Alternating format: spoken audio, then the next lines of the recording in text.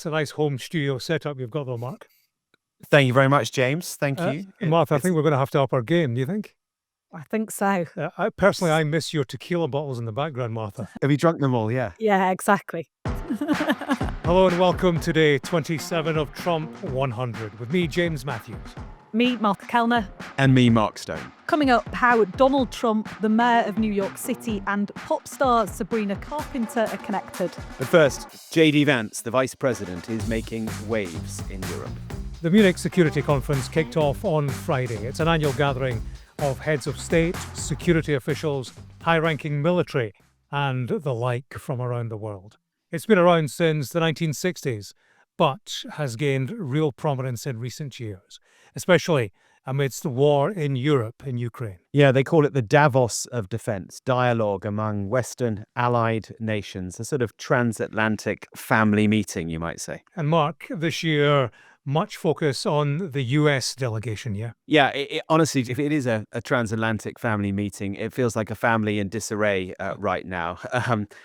President Trump back in the White House, everything he has said about NATO over so many years in the run-up to this election as well, there was always going to be plenty of angst, I think, on what the Americans would say at this conference. Remember, the US has the world's most powerful military, 1.3 million active service personnel, a budget of $850 billion, and obviously cutting-edge military technology. And so what the US says about defense and what commitments it gives and doesn't give really matters. And then, of course, add to that what happened over the course of the past week, the way in which Donald Trump is attempting to broker peace between Russia and Ukraine, and his proposed US takeover of the Gaza Strip as a solution to the Middle East crisis. There's so much going on, and it feels as though even in the run-up to this all-important Munich moment, that things have kind of been turned on their heads. It's also one of the first times, isn't it, since the inauguration that we've got to see the vice president, JD Vance, and there's been a lot of joking, or perhaps not joking, that Elon Musk is the real vice president in Trump's White House, because we've seen so little of Vance. So this was kind of his opportunity on a big stage to make a mark, make a statement. Very much so. He has been, if not sidelined, then working behind the scenes. The star of the show seems to be Elon Musk, who's been doing an awful lot of work. But there are reports, certainly, that JD Vance has been working behind the scenes, trying to make sure that Donald Trump's cabinet picks get through the Senate. I guess you could say, relatively speaking, that he is a slightly more traditional politician than Donald Trump. He's been user-friendly, Vance. I interviewed him about 9 months ago, something like that, before actually Trump chose him to be his running mate. And it was a day in Washington, actually quite fraught, lots of senators and representatives coming out of a meeting. The police were making a bit of a hash brown of it. You know, everyone was getting in everybody's way. And across the road, this fairly suave just kind of sauntered past. Sir, hi, Sky News. Did you get Donald Trump's endorsement? Well, he endorsed me in my race. I don't have a race in the next couple of years. You know, very kind of urbane, everybody's friend, really, that day. And I suppose in Munich, he's rather pulled back the mask if he hadn't before. And unfortunately, when I look at Europe today, it's sometimes not so clear what happened to some of the Cold War's winners. I look to Brussels, where EU commissars warn citizens that they intend to shut down social media during times of civil unrest the moment they spot what they've judged to be, quote, hateful content. Or to this very country, where police have carried out raids against citizens suspected of posting anti-feminist comments online as part of, quote, combating misogyny on the internet. And perhaps most concerningly, I look to our very dear friends, the United Kingdom, where the backslide away from conscience rights has placed the basic liberties of religious Britons in particular in the crosshairs. I guess it was the speech you might expect him to make, but it wasn't the speech you would expect any other vice president to make in Munich. You might expect that he would talk all about Ukraine and about the threat from Europe's borders, but no, it was the threat from within that he chose to focus on. Throughout this Ukraine crisis, there has been a singular objective of the West, and President Biden, led that, and that was unity, stick together. And what JD Vance and Donald Trump appear to be doing, certainly this is how I think it will be seen in Moscow with some glee, is sticking a wedge right through Europe by pointing out differences within other European governments. And remember, I mean, the fact that he went to meet the leader of the AfD, Alice Weidel, and then said, I think that she was that they can work together. I mean, that's extraordinary for an American vice president to openly say we can work with the opposition party in another country, especially when Germany's got their elections coming up around the corner. I mean, it was remarkable stuff. Yeah, the election just a week or so away, isn't it, in Germany? And so it is, like you say, Mark, astonishing that they're courting the far-right AfD party. And people may remember that Elon Musk has also been a vocal backer of the AfD party. He hosted a live question and answer on X a few weeks ago with Alice Weidel. He's now been accused of interfering in foreign elections by Friedrich Merz, who is the man that's likely to be Germany's next chancellor. So it's, like you say, astonishing. Yeah, European leaders are deciphering Donald Trump, and they're looking for the certainty of American support that has underpinned world peace since the Second World War. Interestingly, I spoke to a Democrat, senior Democrat, in the past couple of hours following JD Vance's speech. He was very concerned, calling this a policy of shaking down the allies and not standing up to adversaries. I asked him, do you think there's a naivety in Trump's approach?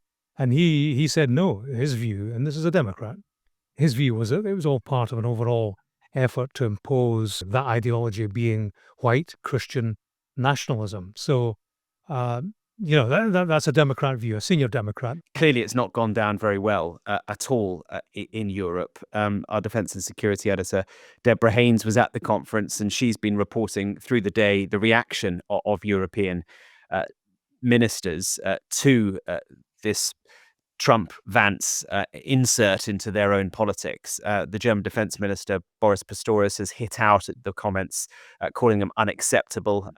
But as we have been pointing out many times before, Europe needs American support. It needs to keep America on side for so many reasons. And so there is such an acute awareness of what happens if you criticize Trump. How does Trump respond? It's delicate, to say the least. Back in the US, an interesting story has been unfolding in New York, but there is still, of course, a link to Donald Trump.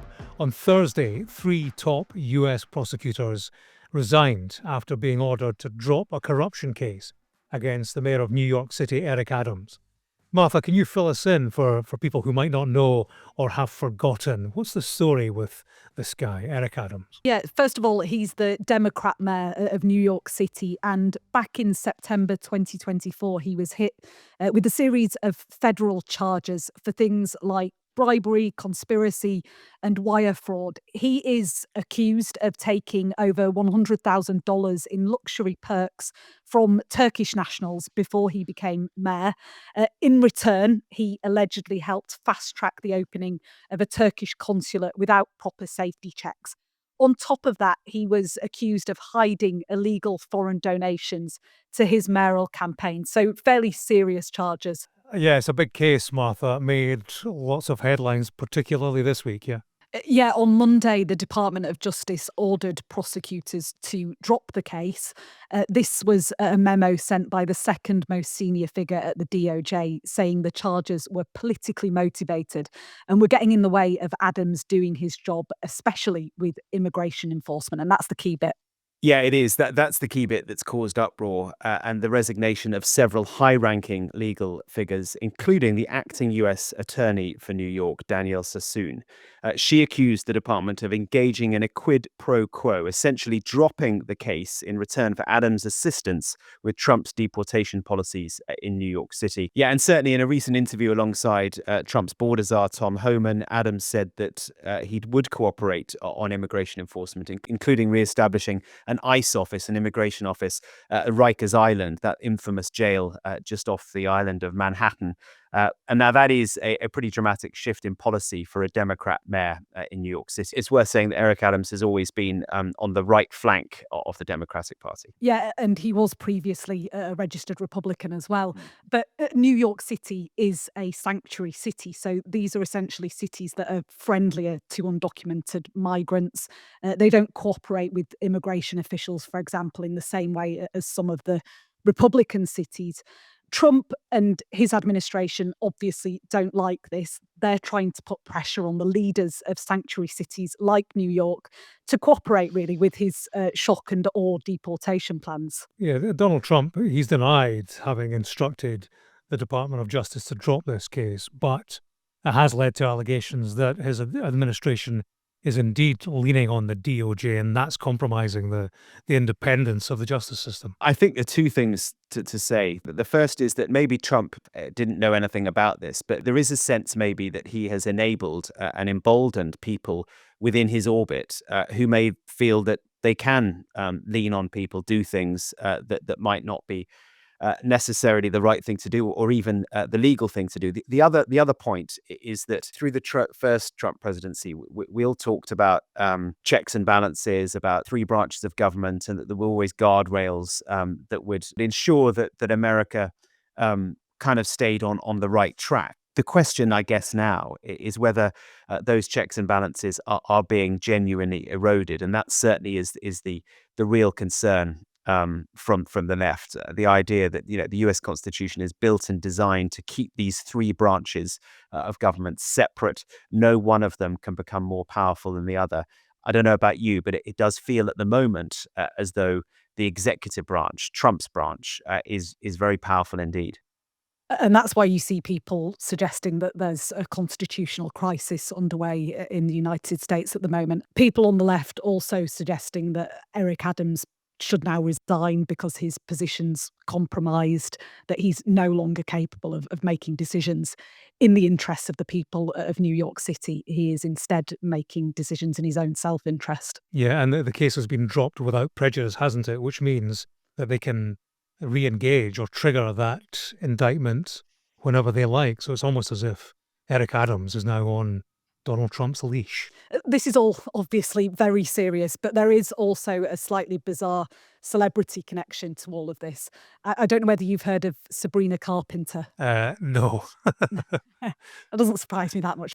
She's a massive pop star. I bet you have heard some of her songs. She's famous for her biggest hits, Espresso. How does that go? Oh, God. Come on. God. hum it, I'll play it.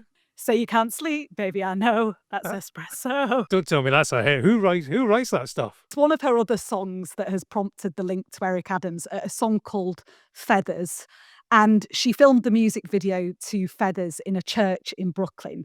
It was controversial at the time because it showed her dancing around an altar in a short black dress. And the priest, bear with me, the priest who allowed her to film there was fired by the diocese. And when that happened, they also looked into his accounts as part of that investigation and found that he's been embezzling money from the church. And in fact, he transferred nearly $2 million in church funds to accounts affiliated with a former staff member of Eric Adams. So it's not clear if Adams was already being investigated or if this revelation led investigators to Adams. But Sabrina Carpenter was joking on her tour stop in New York that she was responsible for getting indicted. So it's an intriguing story. All publicity is good publicity, yeah? Exactly. Maybe not for Eric Adams. Martha, we were talking about him yesterday, RFK Jr., the new health secretary here, and he's hit the ground running. Yeah, he was only sworn in on Thursday afternoon, but he's working quickly. He's already signed what is a controversial order for his department, the Department of Health Services, to look into, and I quote here, the prevalence of and threat posed by drugs, including antidepressants, mood stabilizers, and weight loss drugs. There was a post on X by Senator Tina Smith of Minnesota who called this an astonishing denial of science. She said it's going to cause so much pain to the 45 million Americans facing mental health challenges. Yeah, I was speaking to a professor who studies addiction at Stanford University. He was saying to me there are already hundreds of data analytic studies about antidepressants that took place outside the antidepressant industry. So the idea that the government hasn't been looking at this previously simply isn't true. He was also mentioning RFK Jr.'s suggestion that heroin isn't as addictive as antidepressant drugs. He said that's completely ludicrous, and that while withdrawing from antidepressants is unpleasant, people, are not abandoning their families or ripping stereos from cars like they are when they're trying to withdraw from opioids. And he reckons that a lot of what RFK Jr. Does around health is based on his own biographical experience. So RFK Jr., for people who don't know, has recovered from a heroin addiction, and that informs the way he's executing policy, according to this professor. And his point was, some people beat alcoholism by, doing Taekwondo, the martial arts, but you wouldn't suddenly suggest that that becomes part of national policy to do Taekwondo. And also, sort of linked to the health thing and to vaccines, Trump signed an executive order, another one in the Oval Office, which effectively seems to ban federal funding for schools who mandate the COVID vaccine. So if schools decide that they want all their pupils to have the COVID vaccine, as most I think do, then going to lose their federal funding. So that's a stark change. But for now, Donald Trump's off to Mar-a-Lago for President's Weekend, and we're off to lie down in a darkened room. But before we go, I'm going to ask both of you, have you seen the White House Valentine posting on X? Yes. Yeah. It's pink. It's got pictures of Donald Trump and Tom Homan, Balthazar, with a little poem. Roses are red, violets are blue. Come here illegally and we'll deport you. Which leads me to my next question. Let's each do a Roses are red poem and see who's the winner. Who wants to go first? Roses are red, violets are blue. I can't believe it's only day 27. How about you? Hard agree. Okay, that's it for today. If you're enjoying listening to us every day, why not give the Trump 100 feed a follow so that you never miss an episode? And remember, you can email us on trump100@sky.uk. Right, that's it for day 27 of Trump 100. See you tomorrow for day 28. See you then. All the best.